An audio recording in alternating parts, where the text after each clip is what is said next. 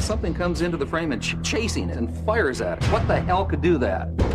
This time on Unexplained Mysteries, Undercover UFOs, we'll investigate important clues that prove the government is engaged in a massive UFO cover-up. Our government has flat out lied to us for 40 years or more. We'll show you the government's distortion of the truth. This is that's lying through your teeth to the American people. The military's mysterious black projects based on alien technology. Is this otherworldly technology that's being applied to Air Force black projects? The scientist who was ordered to study an alien UFO. Our group basically was to back engineer them and see how it was fabricated. And try and duplicate some of that technology with earthly materials. The military cover-up of a dangerous UFO threat to our nuclear air bases. Whatever this was flying around could just penetrate all these defenses at will. And the government's use of threats and fear to suppress the truth. If the powers that be knew I was targeted, there would be a high price for me to pay. You'll find out why the government is reluctant to admit the possible existence of life on other planets. The reason being that it could cause widespread social unrest and possible deterioration of government control. We'll hear from witnesses of saucer-shaped craft that might have been designed and built by the Air Force. My gosh, those are flying saucers. Those things really do exist. And we'll give you our final analysis in our UNEX report as we blow the lid off the government's UFO conspiracy on Unexplained Mysteries, Undercover UFOs. Since the first sighting of a UFO, evidence suggests the U.S. government has lied to the American public to cover up the existence of alien spacecraft.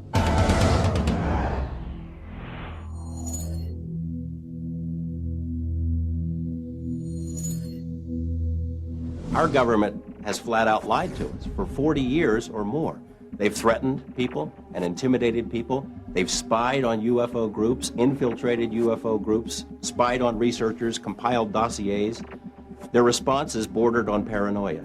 The CIA says that it does not collect information on UFOs, and it hasn't since the 50s. There are reams of documents squeezed out of the CIA that indicate that they have on staff CIA UFO experts, agency personnel monitoring the situation on an ongoing basis. They lie. The Air Force studied UFOs closely.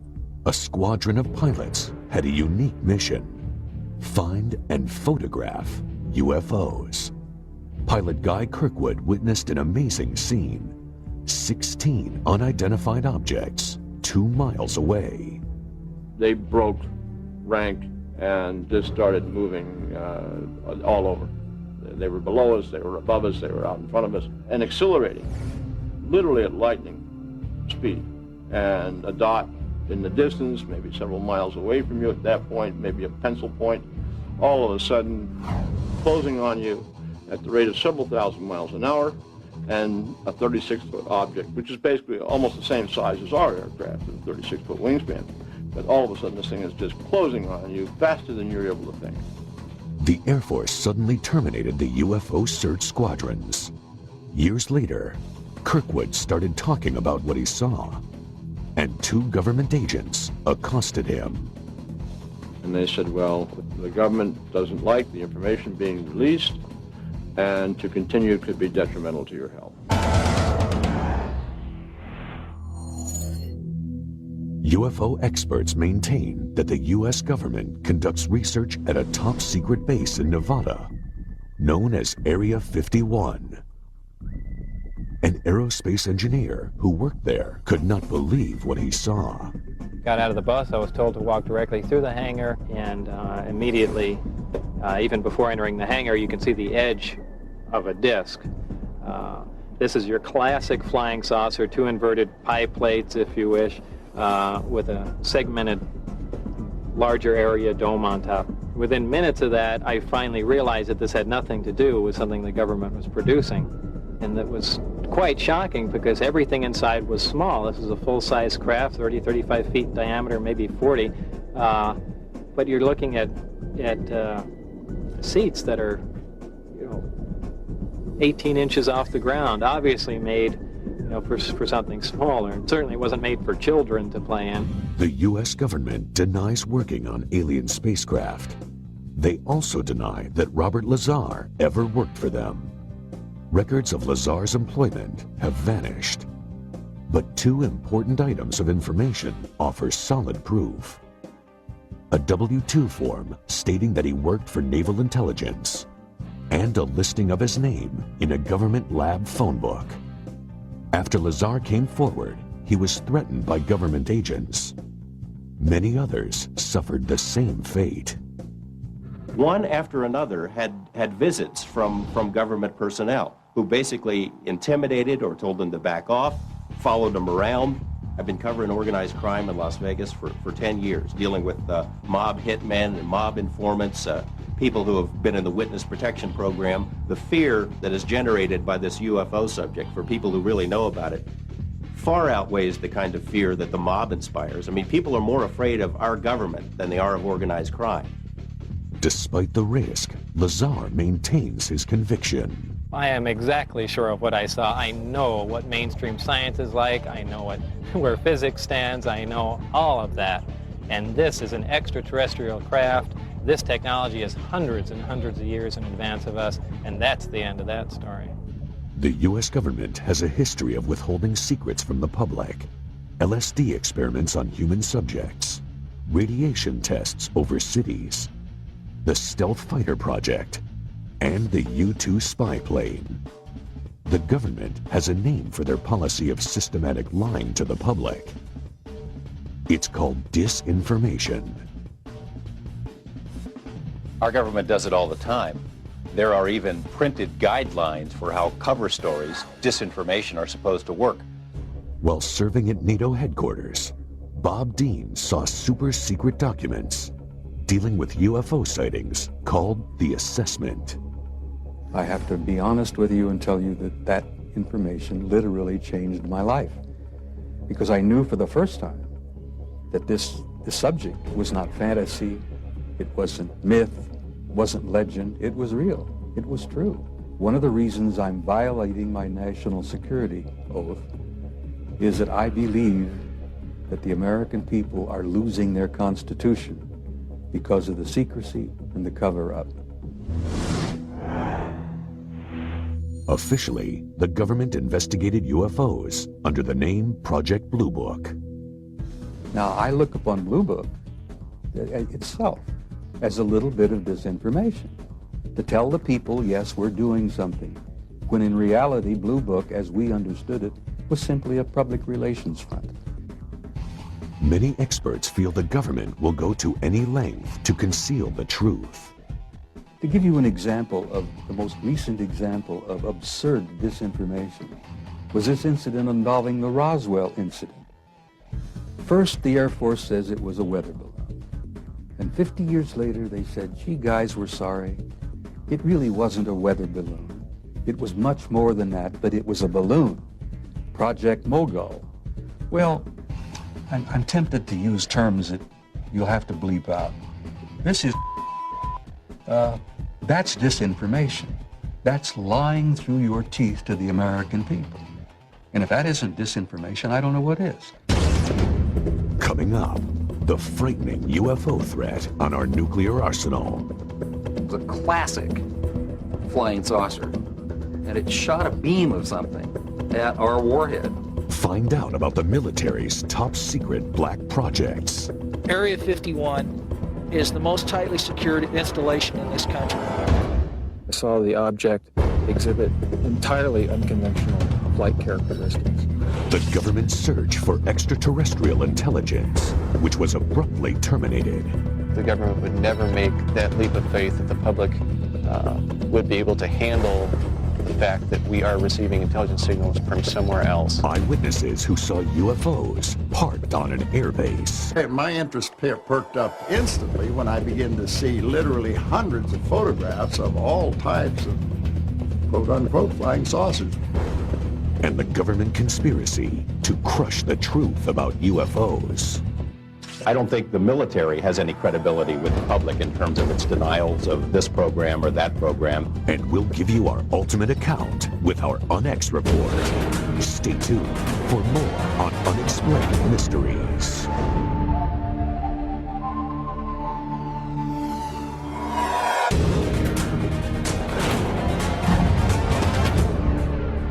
Unexplained Mysteries, Undercover UFOs. The long-time U.S. policy of lies and disinformation may have put the public in danger.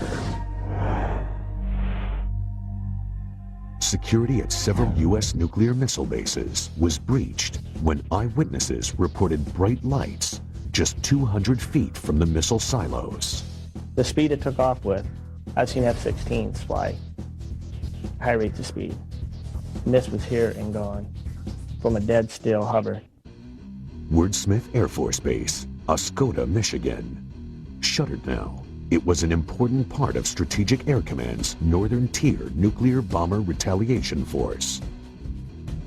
An alarm sounded when several unidentified objects showed up on radar, and they were headed straight for the airbase.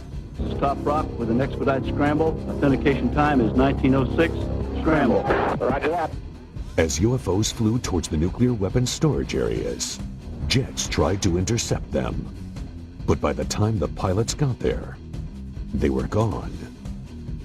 There were at least a dozen U.S. and Canadian military bases that were overflown during a 3-week period. Air Force personnel reported numerous sightings and radar contact of the UFOs in official documents. All of the incidents took place near nuclear weapons facilities. When one object came low over a weapons storage area, that appeared to demonstrate a clear intent over this area, meaning it seemed to have intelligence. I was awakened in the morning by a bright, glowing orange colored light. Looked out over the creek. There was a large, glowing orange oval-shaped object. It hovered over there for, I'd say, good 3 to 4 minutes. It sped off at a high rate of speed, heading away from the airbase. I was scared. There was fear running through me. In their public accounts, the Air Force officially denied all the reports. It's very difficult to find military witnesses because they're, at the time, covered by regulations. I decided, along with several other researchers, to file Freedom of Information requests with the Pentagon. The Air Force documents stated, quote, penetration of sensitive areas during the hours of darkness have prompted the implementation of Security Option 3 at our Northern Tier bases, unquote. The reason this is so significant and interesting is that they seem to be focused on atomic weapons. These bases, because of what they stood for, there were massive retaliation capability, and therefore there were very high security bases. Whatever this was flying around could just penetrate all these defenses at will. The important question, did the UFOs affect the missile's ability to launch? Malmstrom Air Force Base had several intrusions near missile silos, one involving an object which, according to one witness, hovered over the silo and somehow managed to change the tracking numbers on the missile. According to the witness, the missile had to be removed and retooled to make it work again. And to see this, not in UFO books, but in government military messages, was a real eye-opener. And I think that if the public had known that at the time, there would have been great alarm. About 10 years before, Air Force Lieutenant Robert Jacobs witnessed something remarkable.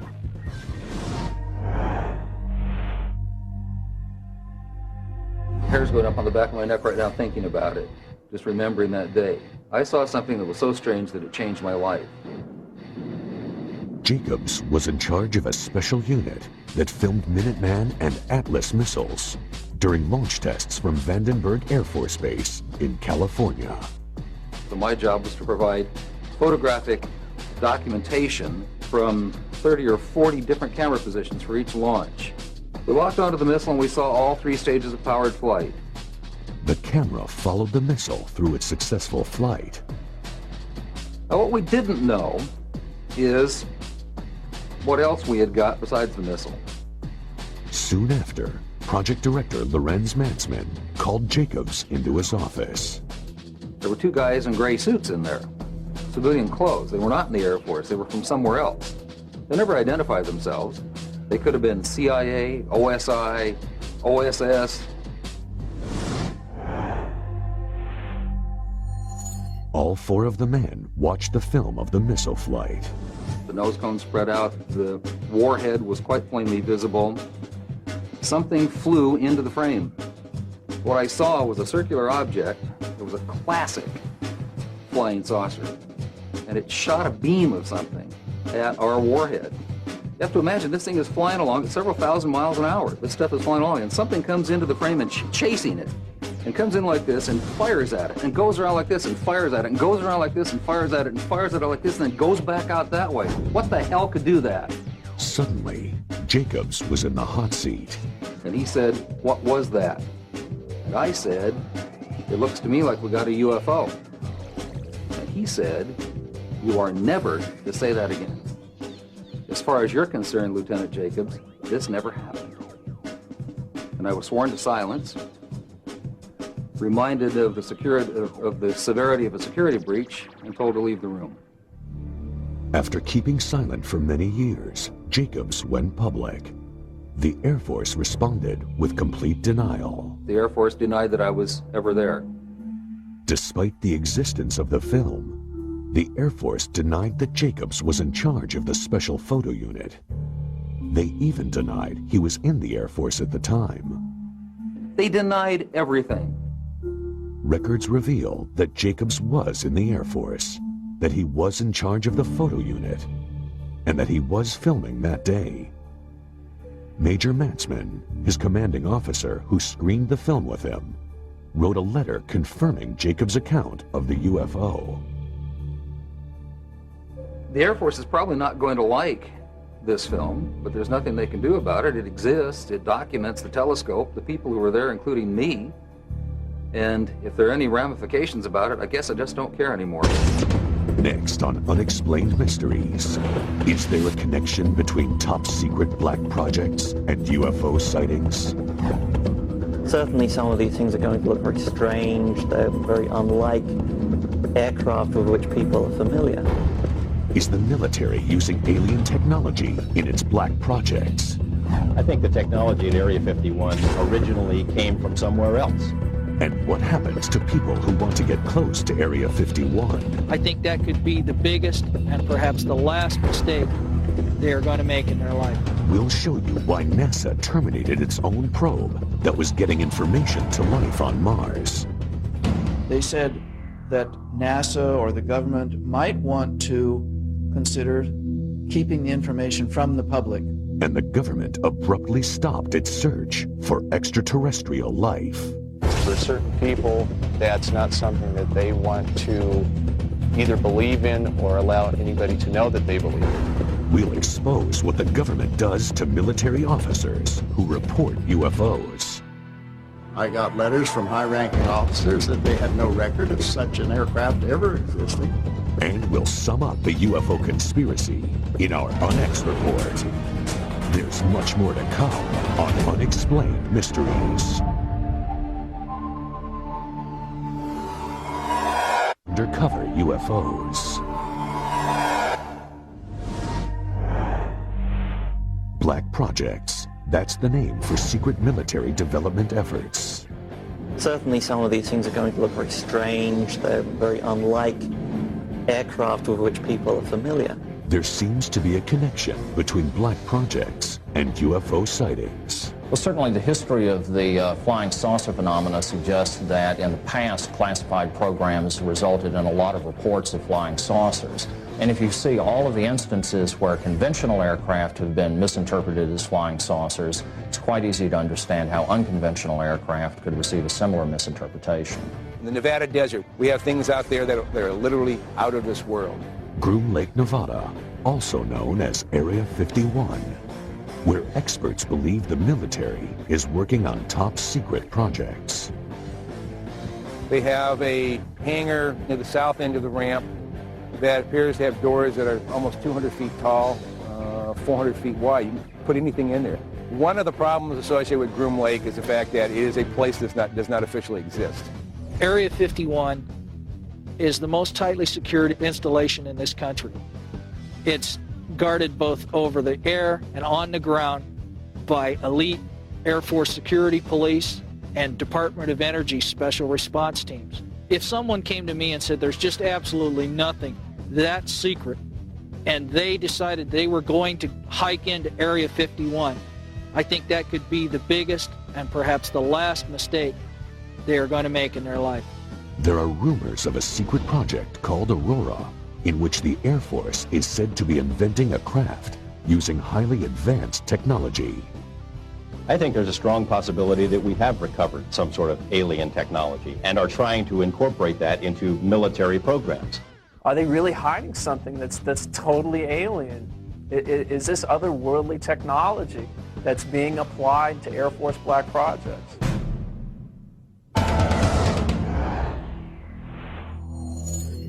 Sonic booms have been reported in Los Angeles, evidence of high-speed, unidentified craft.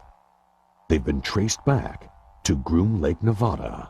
We really can't tell what's moving. The only thing we see is a sonic boom, and that's telling us that something is moving faster than the speed of sound.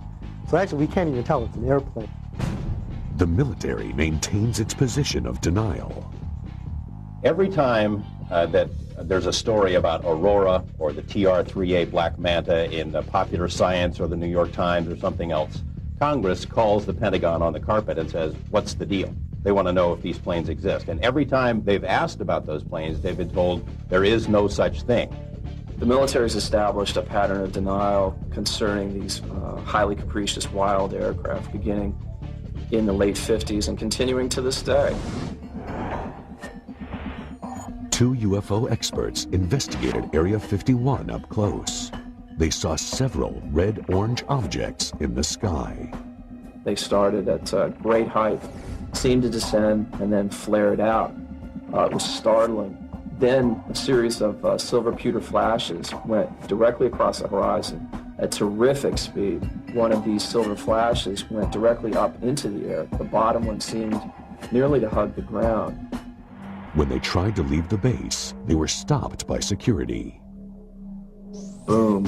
Headlights come on. There was an M16 pointed at us. And here we were faced with a life and death situation. But we also knew that we had crossed the line back into public domain, and therefore we were saved. 3 months later, Mark Farmer saw the same red-orange flying objects. I saw the object exhibit entirely unconventional flight characteristics. At times it would wobble around in the sky and appear very unstable. At other times it would be in a rock-hard hover. It was an oblated sphere, multicolored, crimson on bottom, blue-green on top, much brighter than anything else in the sky. Robert Lazar, the aerospace engineer who worked at Area 51, is convinced that these objects were experimental Air Force craft developed from alien technology. He claims there are at least 9 flying saucers stored there. I was part of a back engineering group, and our job was basically to look at these recovered discs, and I say recovered because I don't know really where they came from. Whether they were given to us, we found them, shot them down, who knows what. But our group basically was to back engineer them, which means to start with a finished product and go backward and see how it was fabricated, and try and duplicate some of that technology with earthly materials. To me, Bob Lazar is credible. Over the past couple of years, I've spoken to literally dozens of people who have worked at that facility out there in Nevada. I think the technology at Area 51 originally came from somewhere else. The military disavows any knowledge of the alien technology program. I don't think the military has any credibility with the public in terms of its denials of this program or that program. They've denied the U-2 existed, they denied the SR-71 existed, they denied working on stealth. All of those programs suddenly were unveiled. Coming up on Unexplained Mysteries, the destruction of one of NASA's most valuable space probes. Was it intentional? It did not lose transmission. They turned it off. The promising search for extraterrestrial intelligence that the government ended abruptly. If our government knew that we got signal from outer space, they'd clamp a lid on it. The mysterious UFO sightings on the ground at MacDill Air Force Base. It was nearly 100 feet across. The military headquarters for a secret UFO intelligence team. Wright-Patterson had something unique to our government, and that was the Technical Intelligence Organization. And the government's refusal to divulge UFO secrets. A lot of people say, well, how can something be kept secret? The F-117 stealth fighter was kept secret for approximately 10 years. And you'll get the ultimate rundown with our UNEX report. More secrets, more revelations.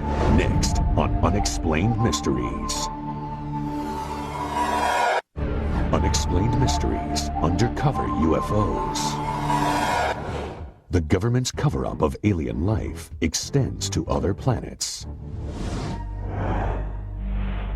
The unmanned Mars Observer was packed with sensitive data-gathering equipment.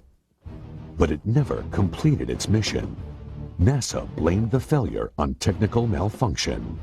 But experts think there's more to NASA's story. It starts with a strange area on the red planet known as Cydonia. It's quite possible that NASA knows more about anomalous structures on Mars, possible extraterrestrials, even structures on our moon that they're not telling us about. There is sufficient evidence to indicate that some of the objects on Mars may possibly be artificial. NASA says the objects on Mars are just light and shadow.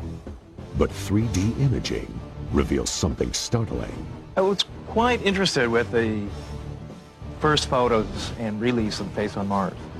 But particularly I thought it was interesting the pyramidal structures. Some of these pyramids appear to have even a central stairway running up and down them. The more we look at these structures, the more we can see that there's something amazing here. Did NASA create a convenient malfunction to hide archaeological evidence of alien life? If some people want to go far beyond the edge of what's accepted in terms of imagery, see patterns on the rocks of Mars or on the moon or in the rings of Saturn, my view to that is mazel tov. Go ahead, do it. Try it out, make the proposals. These objects, if you measure carefully from the tops of the 5 that surround this city square point, you find an almost perfectly symmetrical pentagon. The Brookings Institution prepared a report for NASA. It contains a shocking recommendation. There is a section on what might occur if evidence of extraterrestrial existence was found on other planets. They said that NASA or the government might want to consider keeping the information from the public. The reason being that it could cause widespread social unrest and possible deterioration of government control. NASA claims the observer had an electrical failure. It did not lose transmission. They turned it off.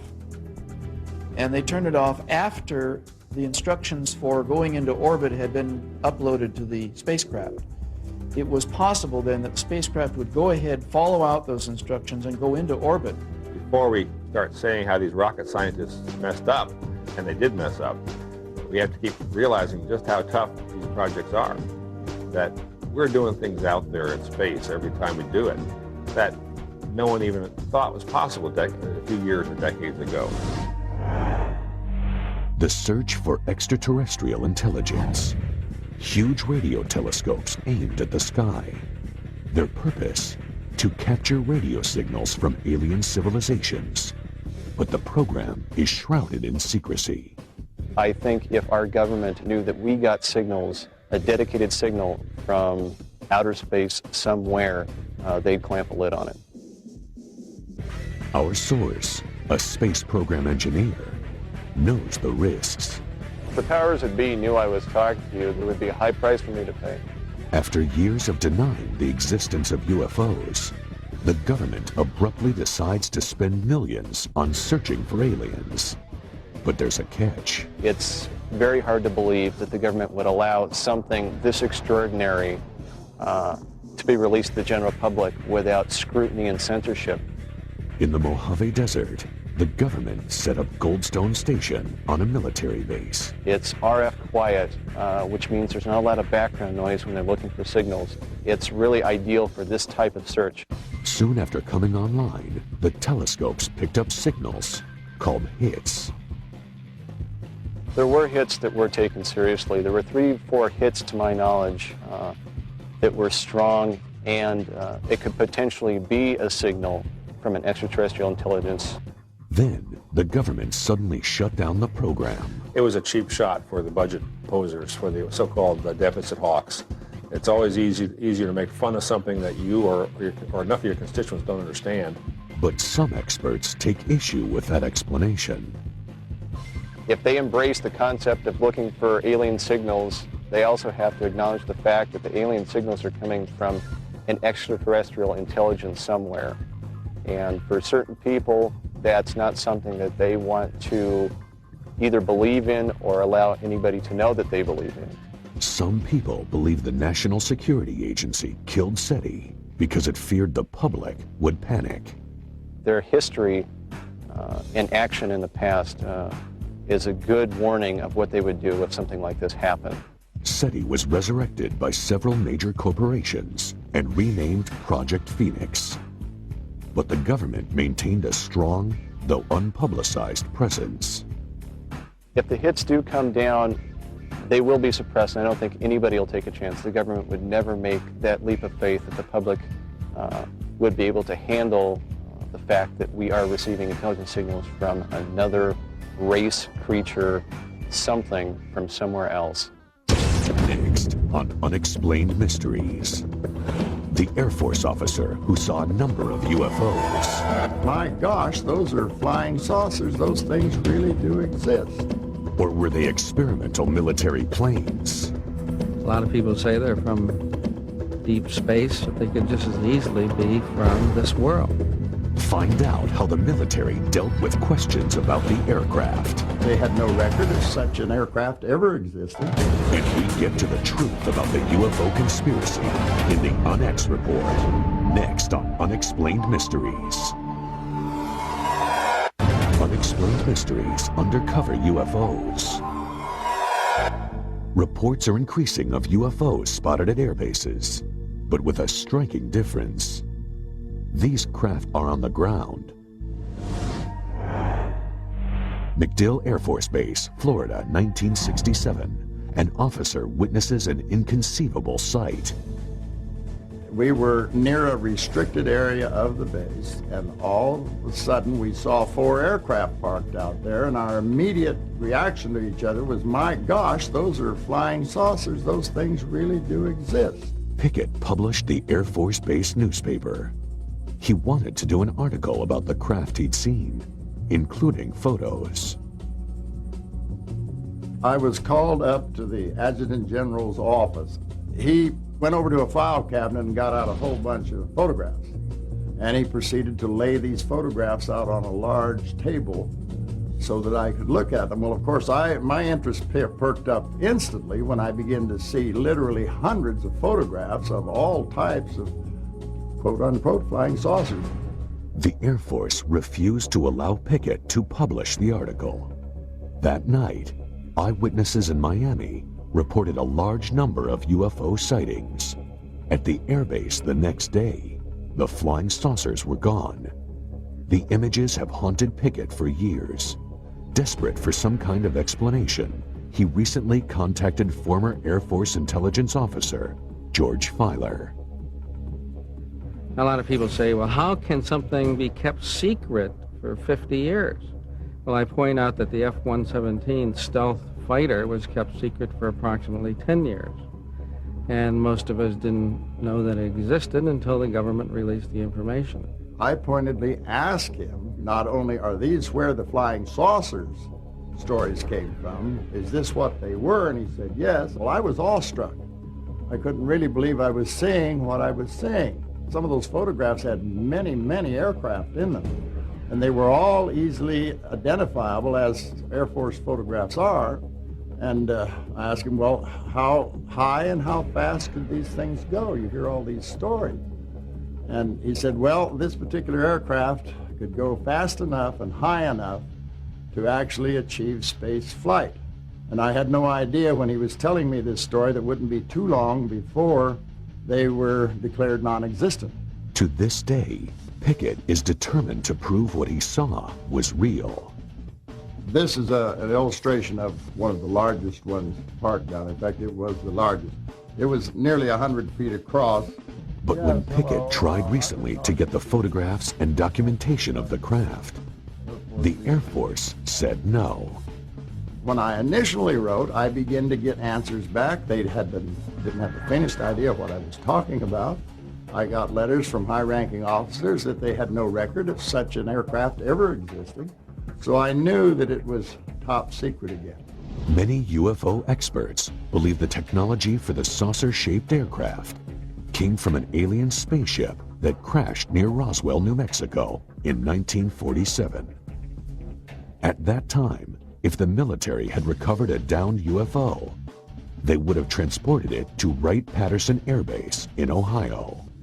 Wright-Patterson had something unique to our government, and that was the Technical Intelligence Organization, so-called T2, or what became the Foreign Technology Division. This is the sort of division that would have been appropriate to use for the investigation of UFO research. 3 former Wright-Patterson employees filed aircraft patent requests. The designs looked suspiciously like flying saucers. Some people think their inspiration was the extraterrestrial craft that crashed near Roswell. So there's something out there that people are seeing. And the question, of course, is who do they belong to? A lot of people say they're from deep space, you know, but they could just as easily be from this world. Next, the Onyx Report. The answers you want to hear about UFOs. Are they alien spacecraft, military aircraft, or advanced Air Force vehicles based on harvested alien technology? You'll hear the final word on the possible UFO threat and military cover-up. And we'll take one last look at the military's intimidation of innocent UFO eyewitnesses. We'll wrap it all up for you with our UNEX Report when Unexplained Mysteries returns.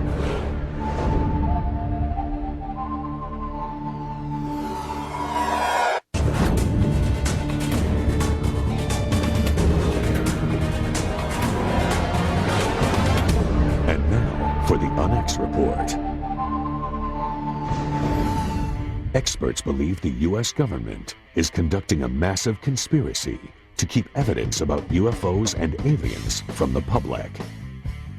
The military has established a pattern of denial concerning these highly capricious wild aircraft beginning in the late 50s and continuing to this day. Thousands of witnesses have reported seeing unknown flying craft with similar details. A 36-foot object, which is basically almost the same size as our aircraft, with a 36-foot wingspan. This is a full-size craft, 35 feet in diameter. This is your classic flying saucer. And something comes into the frame and chasing it. And comes in like this and fires at it. And goes around like this and fires at it. And goes around like this and fires at it and fires at it like this and then goes back out that way. What the hell could do that? The government UFO conspiracy begins with denial. And he said, "What was that?" And I said, "It looks to me like we got a UFO." And he said, "You are never to say that again. As far as you're concerned, Lieutenant Jacobs, this never happened." The government even has a word for its systematic pattern of lies: disinformation. Our government does it all the time. There are even printed guidelines for how cover stories, disinformation, are supposed to work. This is, that's disinformation. That's lying through your teeth to the American people. The conspiracy uses threats and intimidation, even targeting military personnel. If the powers that be knew I was talking to you, there would be a high price for me to pay. They've threatened people and intimidated people. They've spied on UFO groups, infiltrated UFO groups, spied on researchers, compiled dossiers. Their responses bordered on paranoia. And they said, well, if the government doesn't like the information being released, and to continue could be detrimental to your health. The military cover-up conceals UFO breaches of national security. That when one object came low over a weapons storage area, that appeared to demonstrate a clear intent over this area, meaning it seemed to have intelligence. The conspiracy withholds reports of radio signals from outer space that confirm the existence of alien life. It's very hard to believe that the government would allow something this extraordinary to be released to the general public without scrutiny and censorship. And the government denies the reverse engineering of their infamous black projects. I think there's a strong possibility that we have recovered some sort of alien technology and are trying to incorporate that into military programs. I got letters from high-ranking officers that they had no record of such an aircraft ever existing. Secrets can be kept. Secrets are kept. And every time they've asked about those planes, they've been told there is no such thing. Why does our government hide information on extraterrestrial life from us? The reason being that it could cause widespread social unrest and possible deterioration of government control. How do you prove a government cover-up when their tools are denial and disinformation? Only facts made public will verify the conspiracy. Until then, it will remain an unexplained mystery. Our government has flat out lied to us for 40 years or more.